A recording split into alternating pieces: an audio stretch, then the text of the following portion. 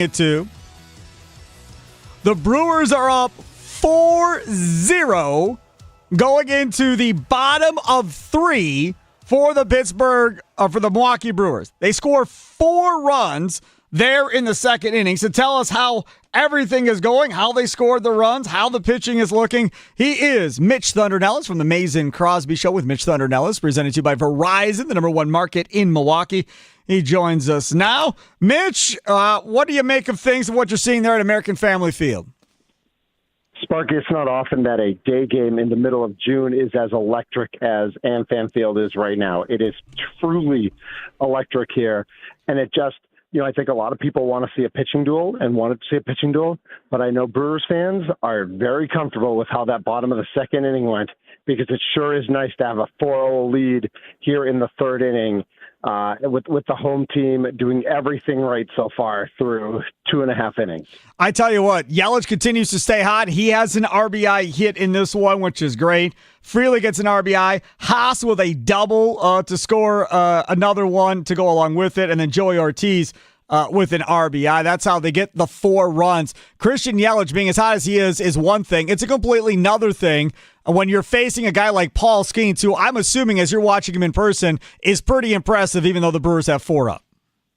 Yeah, he really is. I mean, you talked about, Eric Haas had an RBI double, but he had a dinker that fell in front of O'Neal Cruz that Cruz kind of misplayed but didn't touch, and so it ends up being ruled a double. But it really could have just as easily been a pop-out to shallow. And would have scored too, but you had to hold up to see if he was going to catch it or not. No, exactly. And I will say Christian Yelich's piece of hitting and just showing what a veteran he is, you mentioned it, his first time up, Skeens threw him 3 curveballs. Yelich didn't swing once. Skeens completely fooled him. He had no idea what was going on. Then in the second at bat, he fouls a couple off. He battles and lines one to left. Just truly a veteran. His hitting streak is up to 9. Bryce Terang's hitting streak. Bryce Terang had a beautiful hit. I'm trying to remember, was it whoever was on base was stealing, so the shortstop moved over to get to second base. Terang hit it exactly where the shortstop had been. Ordinarily, it ground out to short, but because he hit it where they weren't, his hitting streak now up to 10. I mean, this team is clicking right now, and Mizorowski is as advertised. 12 pitches in the first inning, 100 or faster. Only 3 in the second inning, only 1 in the third inning. But still, he's at 16 pitches in this game. 16 of his 42 pitches are 100 or faster. He is electric. His stuff is legit. Brewers fans, get out to AmFam Field sometime this year and see him pitch. Skeens has thrown 1 at 100 for the record. Yeah. There he is, Mitch Thunder Nellis. He'll be checking in after each inning throughout the game here. So we'll check in with him again at the bottom after the 4th inning is complete. Thank you so much, Mitch Thunder Nellis. Thanks, Sparky. Have a great show. Looking forward to listening. You betcha. There he is, Mitch Thunder Nellis, part of the Mason Crosby Show with Thunder, brought to you by Verizon, number 1 in the Milwaukee market. Weekday mornings from 9 to 11 here on The Fan. And like he said, it is so cool to watch. Like, my big thing coming into this was off the air. I was talking to Tommy Wirtz about it. Was, hey, man, like, I don't care if Mizorowski gives up a couple of runs in 5 innings or whatever. Okay, that's fine. I just don't want this to be where he walks a million guys and then doesn't make it through 3 because he has no control. That was my concern. And then you get the first batter up. Mind you, like 2 of those should have been called strikes that weren't. But he walks the first guy. The first guy gets all the way over to third with 1 out because the stolen base. Mizorowski was like a 9-year-old. He never looked at the runner at any point. The runner just was like, well, he's not even looking over here. I'm just going to take off and run. So he took off and run, and you could hear the dugout yelling, step off, step off. And it didn't matter. He was going home at that point. He was completely locked in on the hitter. But that runner gets to third with 1 out. He strikes out the next 2. Curtains. We're out of that first inning, and he's been cruising along ever since. So bottom of 3 right now. Brewers are up 4-0. You had guys like Jeff Passan, the national writer on ESPN, who tweeted out at the beginning of the day, Happy Mizorowski versus Skeens Day. Jeff Passan, the biggest national radio guy or national writers you're going to find. It's him, Heyman, Rosenthal, Nightingale. Those 4 are the big 4, right, that cover baseball. He starts off the day with that, talking about Mizorowski and little old Milwaukee going up against Skeens with a crappy Pirates team. Gets all the headlines to start off the day, Charlie. Well, I mean, Jacob Mizorowski, up to this point, is the biggest story the Brewers have had in 2 seasons, according to the national guys. Before this, the only thing they were talking about the Brewers on MLB Network for was that Caleb Durbin was a feel-good story coming from a D3 college. They loved talking to him about that. Other than that, they didn't care about the Brewers. This is the first time in a while that it feels like the national media is giving them that attention. It's very cool. Skeens so far has 4 strikeouts, a couple of walks, given up 4 runs through 3 now as they head to the 4th. Meanwhile, Mizorowski on his side has walked 1, 3 innings. 3 innings. He's got 9 outs, right? 9 outs. 5 strikeouts of the 9 outs for Jacob Mizorowski at this point. He already has 42 pitches. If you weren't watching the TV telecast, you haven't been listening to the radio, and you're just listening to us figuring, well, Sparky will keep me up to date, plus we'll talk some other stuff. Good idea. But I will tell you, they said on the telecast, this is the first time that Mizorowski has pitched coming off of only 4 days rest. So that's one thing. And because of that, apparently, he's got a pitch count of 80 in this thing. So he's through 3 at 42. So he should be able to get through 5, I would think, Charlie Usen, and get out of this game with the lead with a chance to win. You would think so. And I also feel like if he's cruising, you got to let him go until he's not cruising. That's what they've done the past couple of games when it felt like he had that same kind of limit at that 5-inning mark. And they've let him keep going because he's had a no-hitter and a perfect game. I know today hasn't been as clean, but if he's going, you got to let him keep going. See, and that's the one thing when we talk about Mizorowski that you and Tommy Wirtz just vehemently disagree with the organization about, and with me saying we're all a bunch of old people, which is you're not going to probably be able to sign him to a long-term contract. That's probably not going to happen. And because of that, you only have him for so many years before he's going to get to free agency. So you want to use kid gloves on this guy. You don't want to lose him for a year to Tommy John or something crazy because you're over anxious because of what he's done in a couple of starts in June in his rookie year and go, oh my God, we just got to keep pitching him and pitching him and pitching him and pitching him and give caution to the wind. If we lose him for a year, so what? Who cares? Move on. No, you just can't. So if that means there's going to be pitch limits on him every game, of 80 pitches or whatever the case may be, I have absolutely no problem with that whatsoever. And I think if you're Jacob Mizorowski at this point, I don't think Jacob Mizorowski should have a problem with it either. He's pitching in the big leagues right now at this point. He's done being stuck in AAA like he was last year and at the beginning part of this year. He's pitching really well too at this point. And now again, I know, well, we want him to go a second time through the lineup or a third time through a lineup. He's going to go 2 times through the lineup every time. He just may not go that third time. Pirates just got their first hit of the game off of him here in the top of the 4th. And who was that? Brian Reynolds? Is that who that was? Of course. Brian Reynolds hits everybody. I swear to you, you could put anybody out there in a Brewers uniform. Brian Reynolds will figure out a way to get a hit. Absolute Brewer killer. So Reynolds is on base for the Brewers. So we'll keep you updated on the Brewers game as they take on the Pirates. Mizorowski versus Skeens. Brewers up 4-0. Top of 4 right now at American Family Field. And I believe the game was well, I don't know if it's been announced yet, but everybody that was there reporting earlier said this was a sellout today. A 1 o'clock game on a Wednesday and a sellout, Charlie. I'm sure the Brewers media will have this at some point. We'll see it. When was the last time they sold out a day afternoon game? It's been a long time. Yeah, I can't imagine it's been this full for a Wednesday afternoon game like this since Braun and Fielder would be my last guess. Maybe even before then. Maybe. My guess would be the Sabathia run when he was like an immortal pitcher for the second half of that year for the Brewers. Because I think at one point they had like 30 or how many? 30 consecutive sellouts or something crazy like that. They had some huge sellout streak at one point going for the Brewers during that run when they were, trying to get into the postseason for the first time in 26 years. It was all about Brewers baseball at that point. It's Wisconsin Sports Daily, served up by Wendy's as we broadcast live from the 1250 AM at 105.7 FM, The Fan Studios, powered by the Potawatomi Sportsbook. Steve Sparky Fifer with you, Charlie Usen, other side of the glass. And I want to talk a little bit about the Milwaukee Bucks. We're going to have Paul Wollersheim coming up, Dean of Students at Greendale Martin Luther and WBCA Hall of Fame basketball coach. He's going to join us coming up at 2:40. And there are a lot of things going on with the WIAA today, taking votes on different things like they approved electronic seating.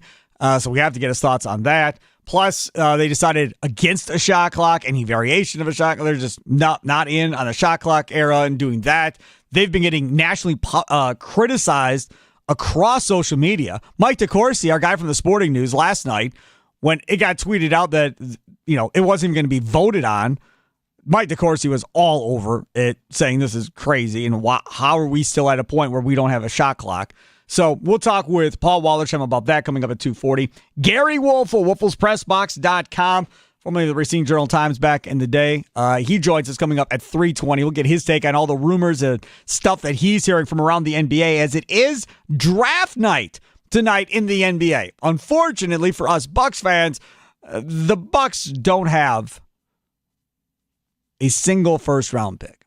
Now, the good news for the Bucks is that they do have a second-round pick tomorrow night at pick 47.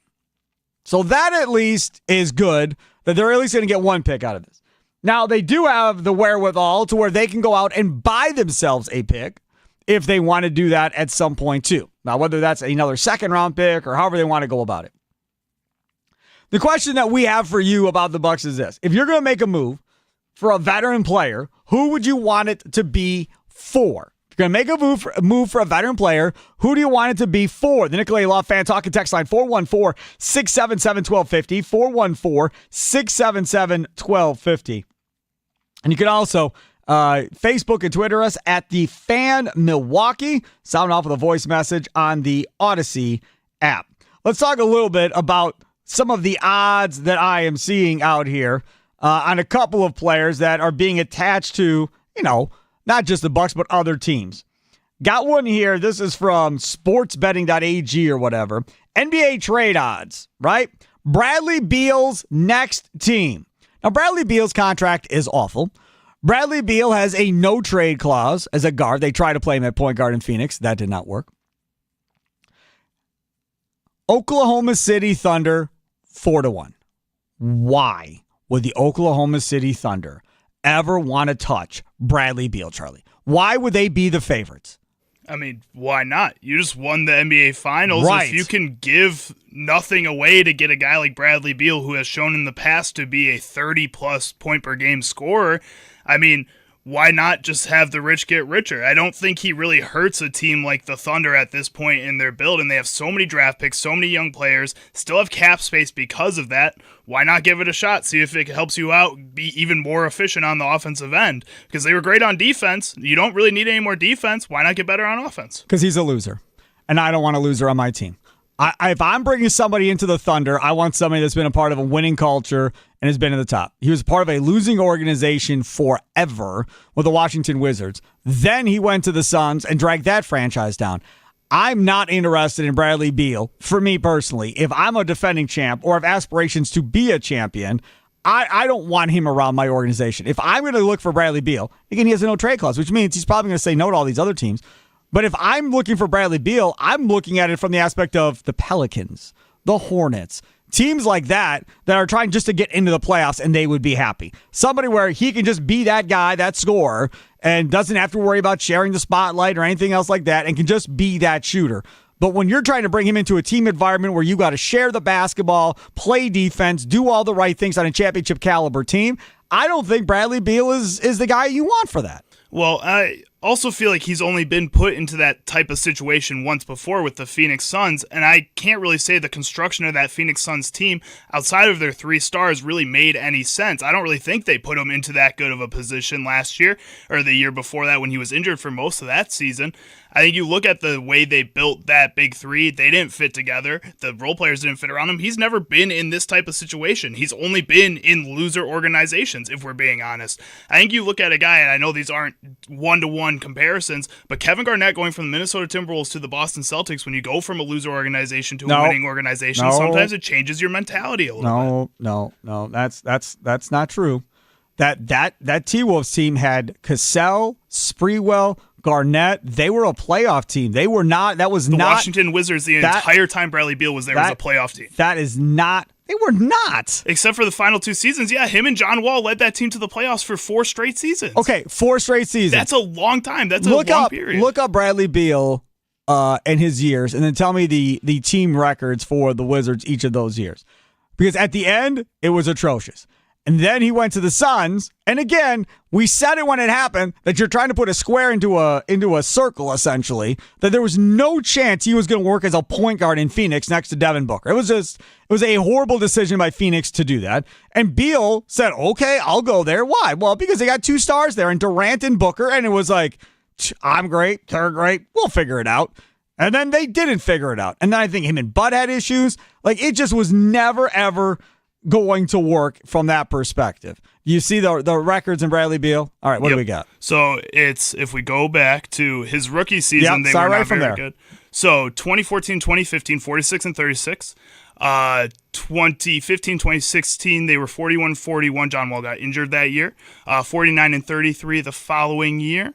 That's a good year. 43 and 39 the following year. 4 over. Okay, then what? So, and then that's the last 2 years, which I admitted were not so good years. So he had 2 years over 500? 4 years over 500. 4 years? I thought I was 41 and 41 was one of them, right? So if I go back, 44 and 38 in 2013, 2014. Oh, his first year. That was his second year. 2014, 2015, 46 and 36. Then 2015, 26, they were exactly 500, 41 and 41. Again, John Wall got injured. 2016, 2017, 49 and 33. 2017, 2018, 43 and 39. So four years over 500. And then 1 year at 500. And 1 year at 500. And then how many years under 500 between Washington and Phoenix? Let's see. I got to go now. Well, no, that's okay. That's all right. No, it's not a big deal. The last 2 years with Washington were horrible. They were awful. Right. And that's when he had to be the guy at that point, and obviously it didn't work out. And again, that organization is a train wreck. So, okay. So maybe he's not a complete loser like I painted him as at this point. I still don't want him in my locker room, though. So the Oklahoma City Thunder 4-1, the Nuggets 5-1, Spurs 6-1. I wouldn't want him on that Spurs team. There's no chance. The Dallas Mavericks 7-1. Why would you want to put him there? If you're going to have Cooper Flag, you're going to have Anthony Davis. Kyrie Irving apparently is going to sign a brand new deal. Why in the world would you put Bradley Beal there? I wouldn't be trying to add any type of star player. If I'm the Dallas Mavericks, I'm trying to add really good role players around those 3 players versus trying to take on some gigantic contract in Bradley Beal. Like, to me, that doesn't make any sense either. And then after the Mavericks, there are the Bucks at 8-1. Okay, I can make more sense of the Bucks getting him than I can of the Mavericks, the Spurs, the Nuggets, or the Thunder. And the only reason I can is because if you move Lillard, right, now you're swapping contracts. The problem is Beal is still under contract for a while going forward. That's my issue with this whole thing. Yes, Beal gives you a score, like Trae Young would, to go with Giannis for this year. That's fine.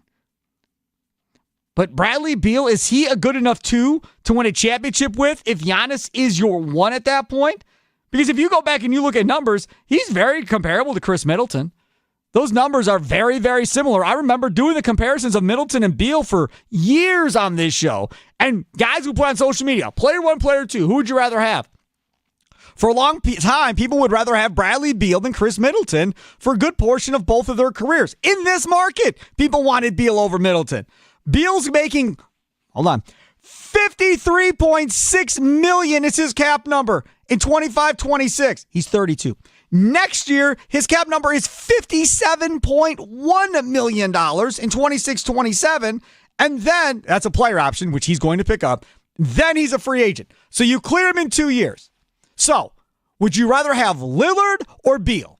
That really is the question. Because they're about the same.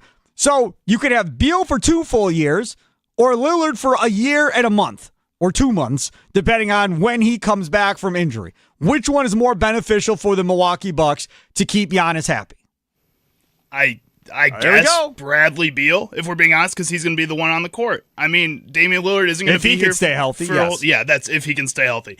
But as of right now, he's going to be the one that's on the court. Damian Lillard isn't going to be healthy for a year, like you said, and when he comes back, you're really counting on the fact that this guy who's 33 years old is going to come back healthy from a torn Achilles and be the same exact player that he was. I know he's kind of already changed his game since he's been injured when he was younger. He's not the same athletic player that he was, and We saw that this past season.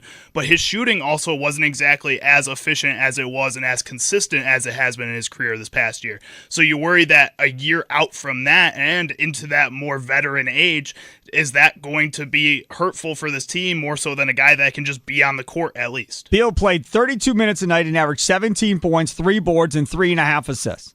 Played 53 games. The last time Beal played 80 or more in a season, 82 is a season, is 2018-19 when he played 82 games. Since then, he's got to 60 games once in 2020, 2021. One time.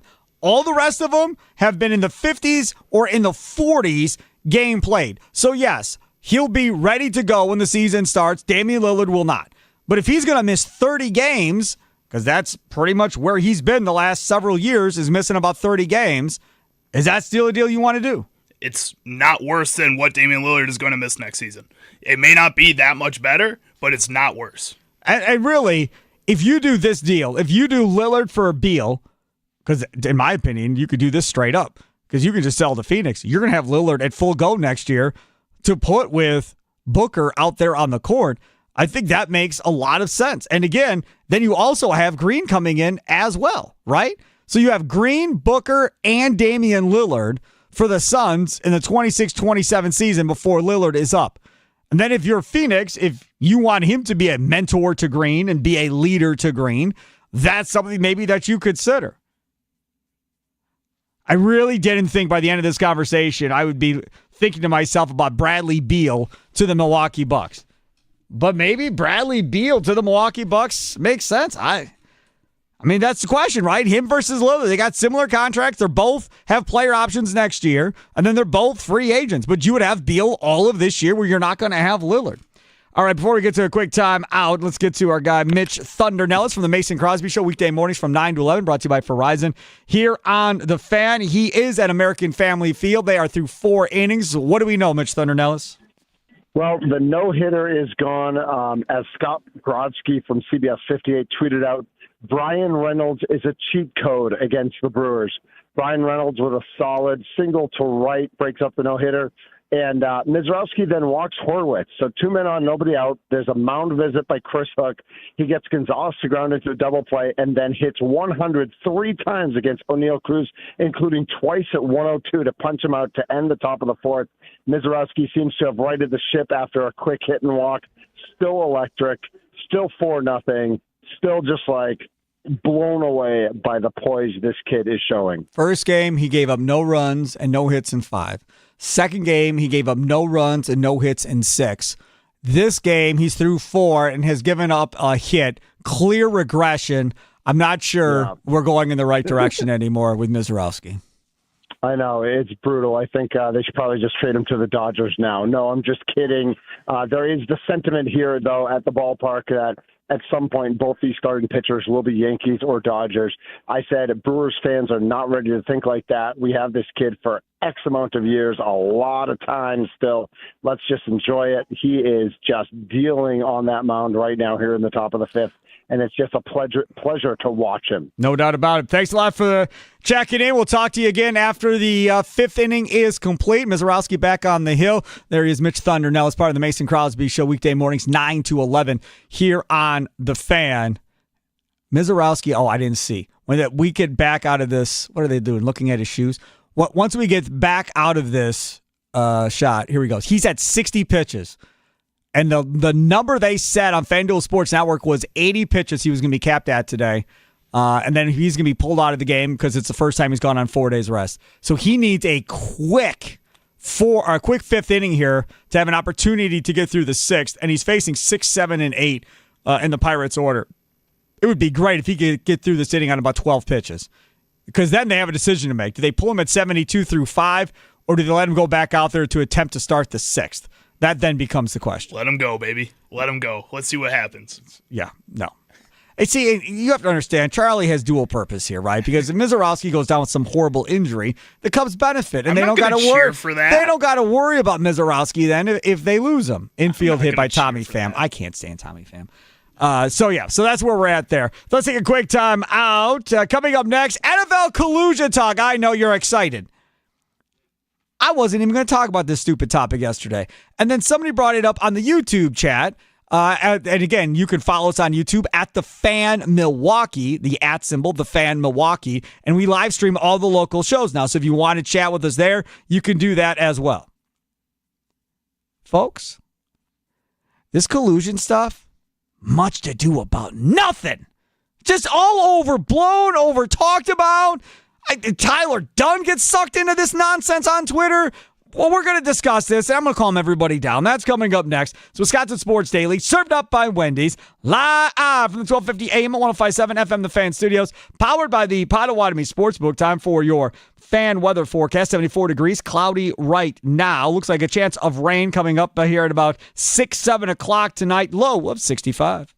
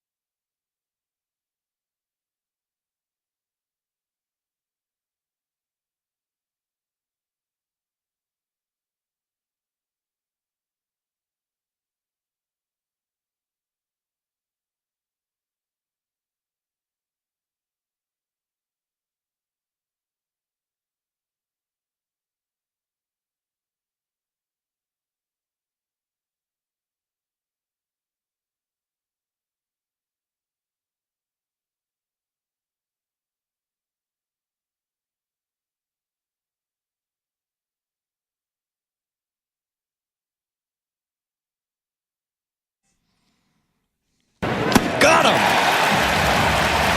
Strikeout number 1 for Mizorowski. I would say both offenses had better lay off that high fastball today.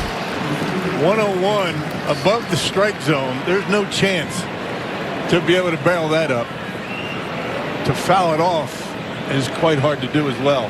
It's a beautiful thing. Mizorowski just struck out the 9 here for the Pirates to get out of this last inning. He is through 5 now. He's at, what is he at, 73, 74 pitches?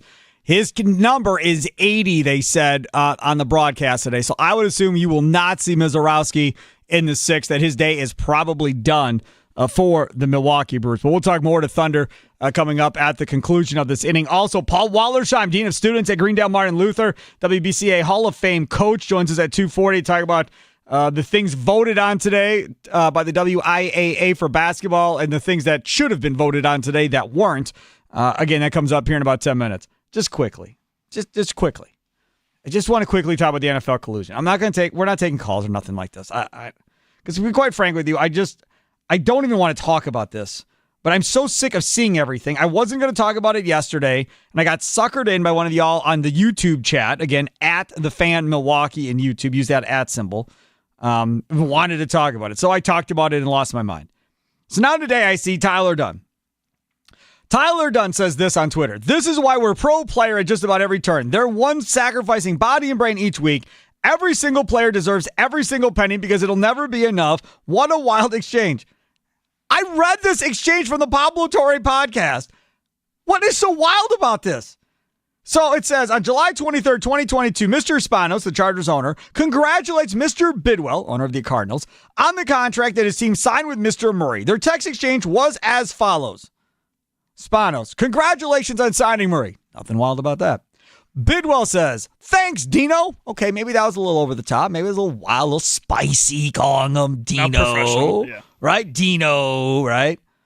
These quarterback deals are expensive, but we limited the fully guaranteed money and have some pretty good language. Thankfully, we have a quarterback that's worth paying. I see nothing wrong with that comment. Then comes back Spanos. Your deal helps us for our quarterback next year, meaning Justin Herbert. Bidwell then says, I think many teams will be happy with it once they have a chance to review. Cleveland really screwed things up, but I was resolved to keep the guaranteed relatively low. I see absolutely zero wrong with anything being said there. I don't really understand in what world everybody that's all upset about this is living in. I mean, I get it if some judge is like, well, yeah, it's collusion. Okay, well, you're not in the sports world. You have no idea how this all works. So I'm not surprised that somebody outside of the sports world is freaking out. But if we're being honest, don't all industries pretty much know what all industries make? Right? If I'm at a grocery store and I'm doing a job, I probably have a good idea of what they pay at the other grocery stores where I might be able to make more money than what I'm making here. If I work in a factory, let's say I'm going to go back to what I used to do for a brief time. Molding injection, plastic molding injection, which I was for a while and used to be a person that, set up the molds, put the water lines on and set the temperatures on the nozzles and all of that stuff. Caused a couple of fires on the nozzles, but it happens. It stinks though. Oof. I used to get home, Charlie, and I would blow black plastic out of my nose from inhaling it all day. Ew. Yeah, all day. That doesn't sound healthy, Sparky. It definitely wasn't healthy. I had a lot of fun, created a lot of havoc where I was, and I think did a lot of good and changed things quite a bit. But in that situation, the same thing. We all heard what people were making at other factories that did the same thing as us and realized we were all really underpaid versus what everybody else was making doing the exact same jobs. You hear what everybody else is making. So from a player perspective, it's the same thing. You all know what everybody is making. It's public. It's public. The owners all know how much you're making too. It's public. Every person walking the face of the earth outside of Deshaun Watson and his agent thought that Cleveland deal was absolutely horrendous and overpaid and it was horrible. Right? So now 2 owners are talking about how horrible of a deal that was and wanted to make sure that that's not going to become the standard in the industry. Like, nope, we are not allowing that to be the new, this is where we have to negotiate from going forward because that is way out in right field. And they made a bad contract. Doesn't mean I have to make a bad contract or that you have to make a bad contract. We're going to get this to where it should be kind of going forward based on other relatively normal contracts going forward. With all due respect, that is completely normal. You have GM meetings. They talk. You have owners meetings. These conversations happen in every sport, I'm here to tell you. If you think otherwise, you're nuts. Not to mention, how about at a sporting event? When GMs are sitting by each other watching a game, or scouts are by each other talking about contracts and so forth. Everybody's talking to everybody. NBA Draft Combine. I've been to that thing several times. All these guys are talking about stuff like that at these combines. Go to the NFL draft combine. They're all talking about this type of stuff in the hallways.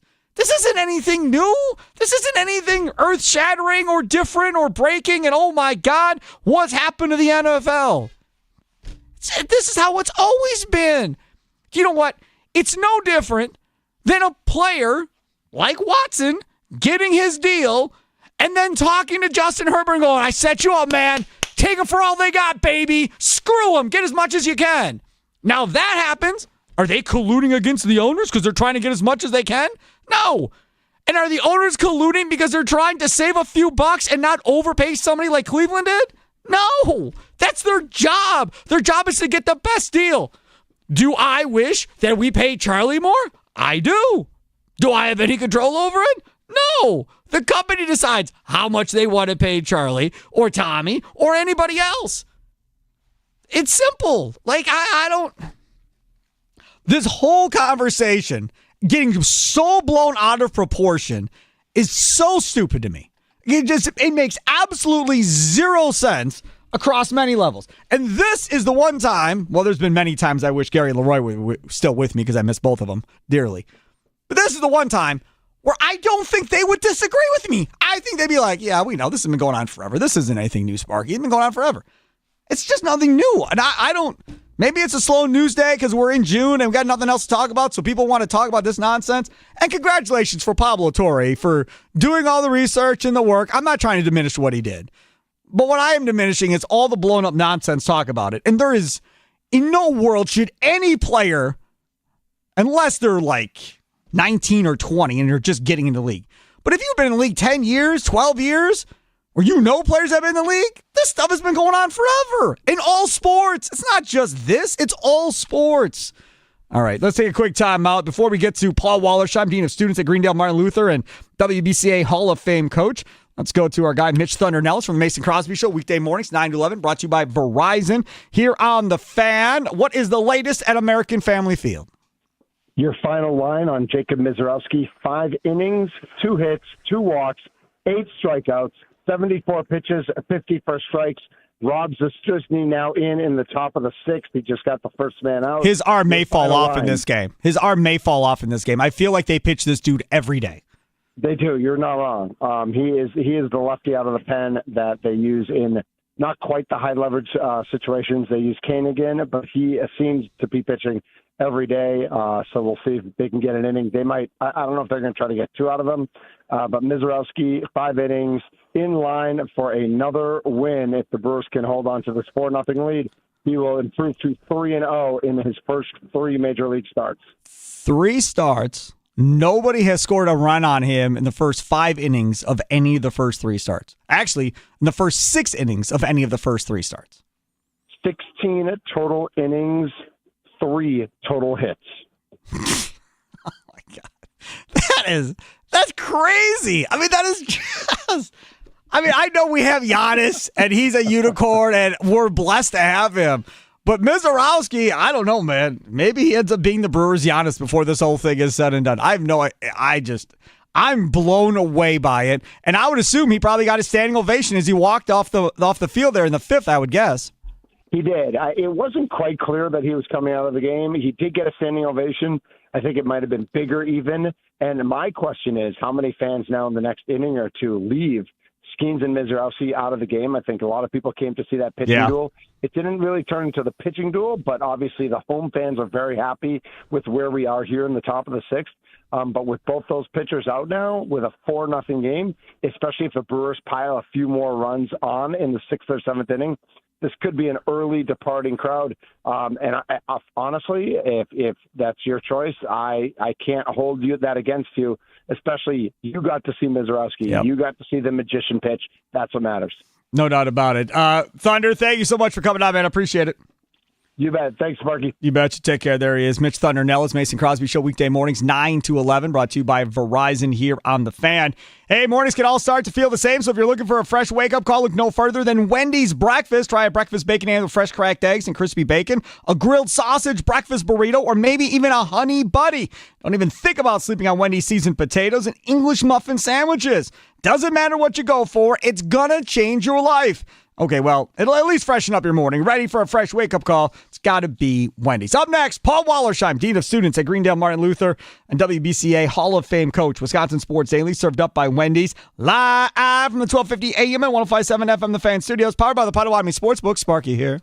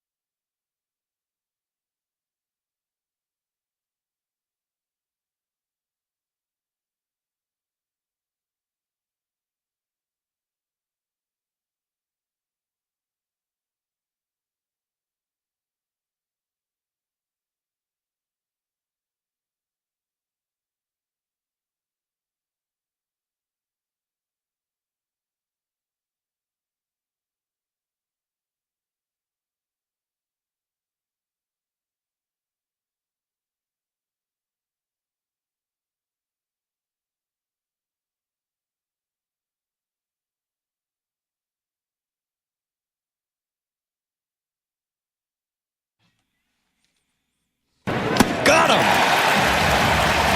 Strikeout number 1 for Mizorowski. I would say both offenses had better lay off that high fastball today. 101 above the strike zone. There's no chance to be able to barrel that up. To foul it off is quite hard to do as well. Jacob Mizorowski out of the game now for the Brewers. 5 innings, 2 hits, 2 walks, 8 strikeouts at highlight courtesy of FanDuel Sports Network. His ERA now 1.13.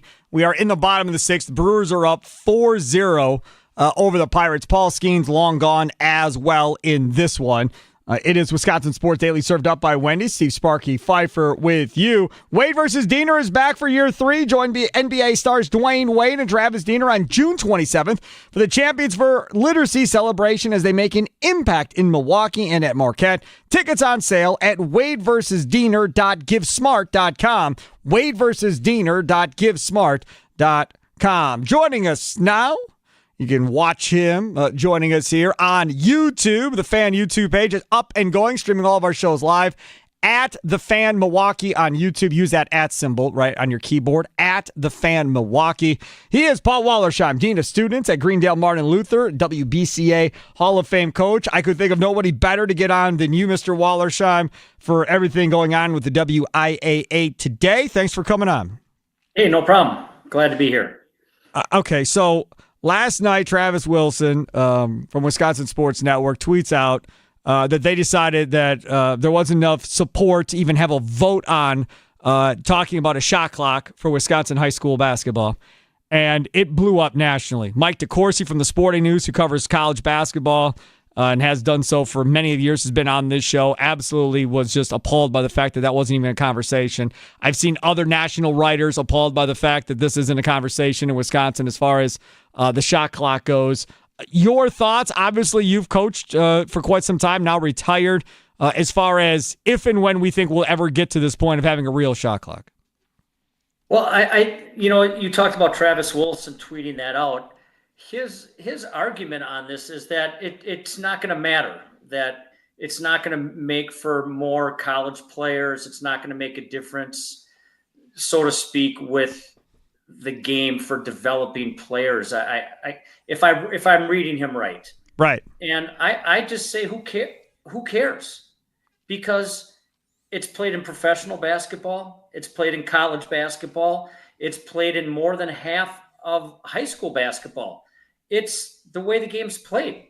So why would we not want a shot clock, whether it's beneficial for one constituency of the high school, of our high schools, or not as good for this group or better for that group? It doesn't matter. Yep. This is part of the game. So, I mean, again, outside looking in, I've never coached high school basketball. But my outside view of this is if you're not a super athletic team, you don't want this. If you have a lot of athletes, you definitely want a shot clock at this point. Is that what it is? And is it because the rest of the state doesn't have super athletic teams outside of this portion of the state in Madison? Because of that most of these coaches don't want it and will not support it? I think I think that's the idea. That's the idea, that somehow teams that are disciplined and not as good and want to spread the court out and hold the ball. But in reality, that it just doesn't happen. Even when teams spread the court out and try to create tempo by limiting possessions during the game, if you had a 40-second shot clock, it's almost every team shoots within 40 seconds, whether they're up tempo or slow tempo. 40 seconds is a lot of time to run offense. So I don't think it affects it. I think where it makes the biggest difference and makes the most sense is end of games where a really good team with lots of talent can spread the court with great guards and hold the ball with a 6-point lead with 5 minutes to go in the game. Correct. Yes. And see, that's the other part about it too. So, to Wilson's point of, well, it's not going to make him better one way or the other. But doesn't it get him ready more for college basketball by having it than versus not having it and then adjusting to that once you're on the floor, or no? Well, yes. I mean, we're talking about such a small group of players that play college basketball. Correct. Number one. So that's not, I don't think that's the reason to put it in, because you could make a case that those kids are still going to get recruited, whether there's a shot clock or not. The case I think to be made for putting it in is that's the way the game of basketball is played. It's just, that's the game. So if it's played in professional and college and more than half of the high schools across the country, why wouldn't we do it?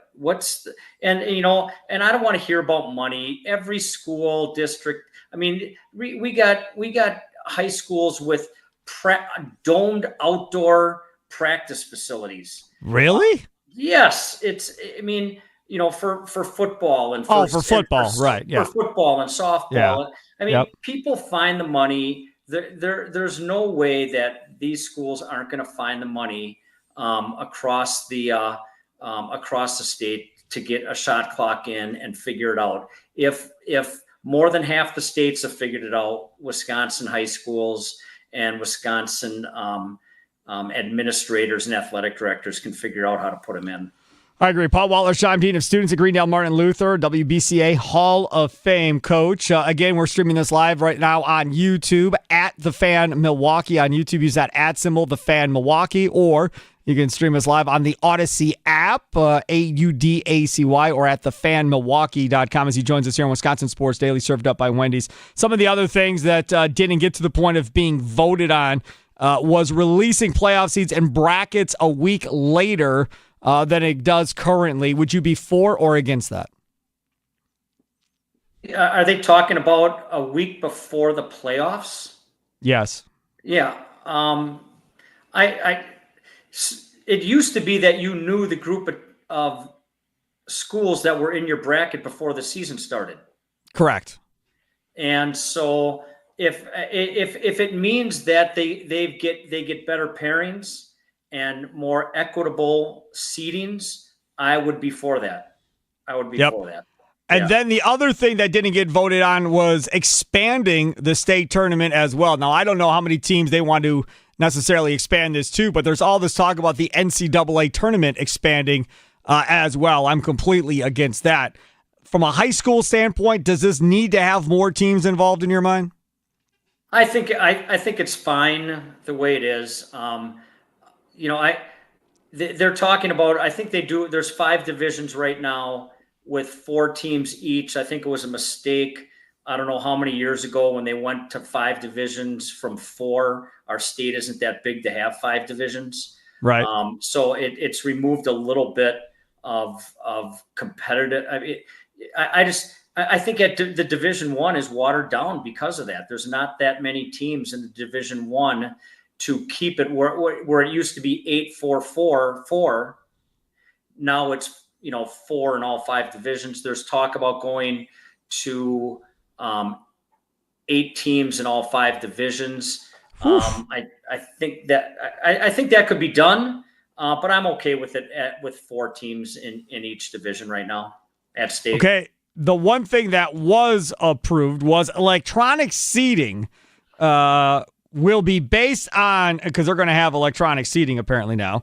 Unofficial electronic seeds will be released week 30, January 30th for girls, and week 31, which is February 6th for boys. The electronic seating will be based on the following factors: own winning percentage and overall strength of schedule, opponent's winning percentage, opponent's winning percentage, defeated opponent's winning percentage, and defeated opponent's winning percentage, with the weights of winning percentage and overall strength of schedule to be published in the season regulations. That was voted on 10-0 to approve that electronic seating. Your thoughts? It makes a lot of sense. I would have thought that would have been part of the electronic seating process from the beginning. I don't know why it hasn't been. And what's happened is teams have noticed that if I play a weak schedule and rack up a lot of wins, I'm getting a higher seed than teams that are playing in tough conferences and tough non-conference schedules and getting a lower seed. And so you end up with a 3 versus I don't know where that ends up. Let's just say, a 3 versus a 13 or a 3 versus a 14, and the 14's winning the game handily because they just had a tougher schedule and right. were a better team. So I like the idea of publishing it early, because every once in a while you see some kind of quirk in the seeding where it's like, how does this even make sense? And I feel like it's too late when they do it, when it's got to get published immediately. So putting it out there early so they can kind of look at it and try to make some sense of it makes sense. And to have it first on strength of schedule is exactly the way it should be done and should have been done previously. I'm all about using computer formulas for everything. I'm all about using computer formulas for the college football playoffs, taking people out of it. I'm about using computer formulas for the NCAA tournament, taking people out of it. I will say this, though. Years ago, when Mike McGivern was nice enough to let me go check out and hang out at a seating meeting with all these coaches arguing about where everybody should be seated and so forth, it was very highly entertaining to me, Coach. It was highly, highly entertaining. And I'm sure you probably have legendary stories about stuff that happened in seating meetings along the way. Yeah, I mean, over the years, I heard of all those stories too. I wasn't as much a part of them. Mine were all pretty matter of fact that I was. Yeah, because you were always the best. Yeah, you're the one seed. Oh, sounds good. I'll go home now. You all can fight about the rest yourself. Yes. Yeah. That was a little bit of, especially when I was at Dominican. Yes. But I heard legendary stories from other Hall of Fame coaches that would go to those meetings and just say, "This is our seed. I don't care." And I've also heard stories about guys that manipulate, and I'm going to vote this guy in at the 12 seed because teamwork. I do that. So I just don't know how much that happened, and if the solution has been better than what it used to be. I don't know, but if they can tighten up the electronic seating, it's nice not having to go anywhere, and then be transparent about it early in the process, right? So we all kind of know what's going on. That makes sense to me. Paul Wollersheim, Dean of Students at Greendale Martin Luther, WBCA Hall of Fame coach. Are you still retired, or have you changed your mind yet? Still retired, but I got to get ready for practice right now a little bit for my my. I thought you said you're retired. I can still coach the little guy. This is I can still coach the kids.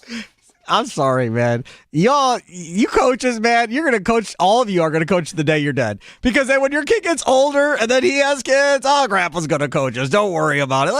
Y'all just can't give it up. By that time. Well, whatever. You'll be fine. You'll be all good. You'll still have your brain intact. Paul Wollersheim, Dean of Students at Greendale Martin Luther, WBCA Hall of Fame coach. Love having him on. Coach, thanks for coming on, man. I appreciate you. Yeah, no problem. Thank you.